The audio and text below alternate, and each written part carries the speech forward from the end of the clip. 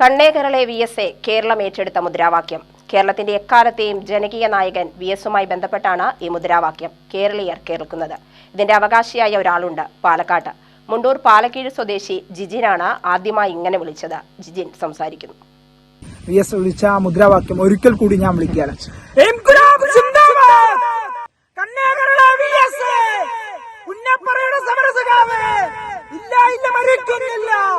ജീവിക്കുന്നു ഞങ്ങളിലൂടെ, ഞങ്ങളിലൊഴുകും ചോരയിലൂടെ.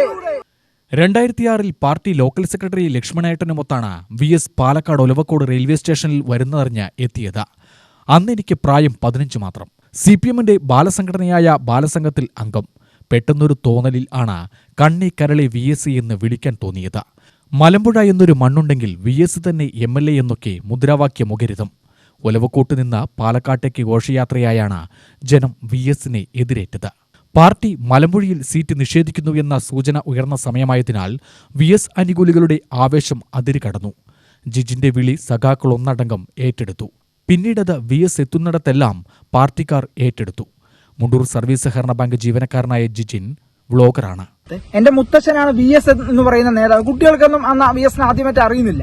മാരാരിക്കുളത്ത് തോറ്റതിന് ശേഷം പിന്നീട് VS മലമ്പുഴയിലേക്ക് വരുമ്പോൾ എന്റെ മുത്തച്ഛൻ അന്ന് ഇവിടുത്തെ പാർട്ടി പ്രവർത്തകനും ഇവിടെ പാർട്ടി ഉണ്ടാക്കുന്നതിന് നേതൃത്വം കൊടുത്ത PM നാരായണൻ പറയുന്ന ആ മുത്തച്ഛനിൽ നിന്നാണ് VS എന്ന് പറയുന്ന മഹാനേതാവിനെ കുറിച്ച് അറിയുന്നത്. ആ നേതാവിനെ ക്ഷണിക്കാൻ പോകേണ്ട അന്ന് LC സെക്രട്ടറി ആയിട്ടുള്ള V ലക്ഷ്മണൻ എന്ന് പറയുന്ന സഖാവ് എന്നെയും കൂട്ടി 2006 ഒലവക്കോട് റെയിൽവേ സ്റ്റേഷനിൽ പോകുമ്പോഴാണ് കണ്ണേകരളെ VS എന്ന് പറയുന്ന മുദ്രാവാക്യം എന്റെ ഉള്ളിൽ തീയായിട്ട് വന്നു. കണ്ണേകരളെ VS എന്ന് പറയുന്ന മുദ്രാവാക്യം ആദ്യമായിട്ട് വരുന്നത്.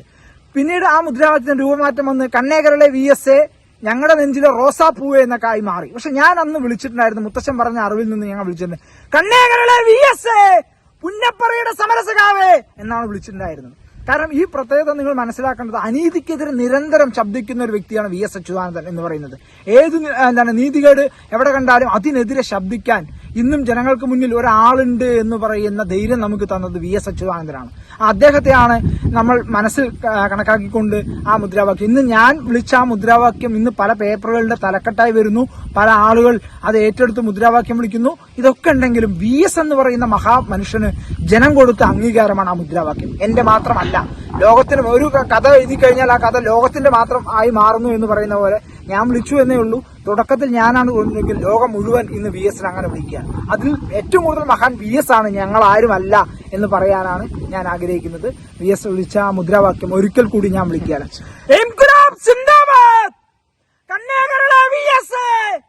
പുന്നപ്പറയുടെ സമരസഖാവേ, ഇല്ല ഇല്ല മരിക്കുന്നില്ല, ജീവിക്കുന്നു ഞങ്ങളിലൂടെ, ഞങ്ങളിലൊഴുകും ചോരയിലൂടെ.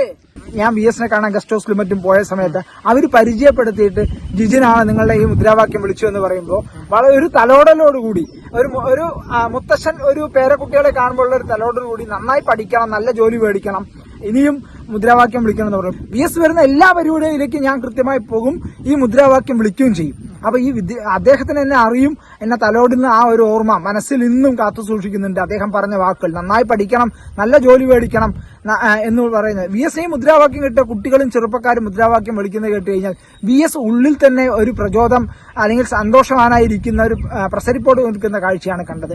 അത് മനസ്സിൽ എന്നും നല്ല ഒരു ഇതാണ്. ഇന്ന് ലോകം മുഴുവൻ VSനെ ആ മുദ്രാവാക്യത്തോടു കൂടിയും ലോകം മുഴുവൻ ഇന്ന് VSനെ കാണുന്നതും വലിയ സന്തോഷമാണ് മനസ്സിലുള്ളത്.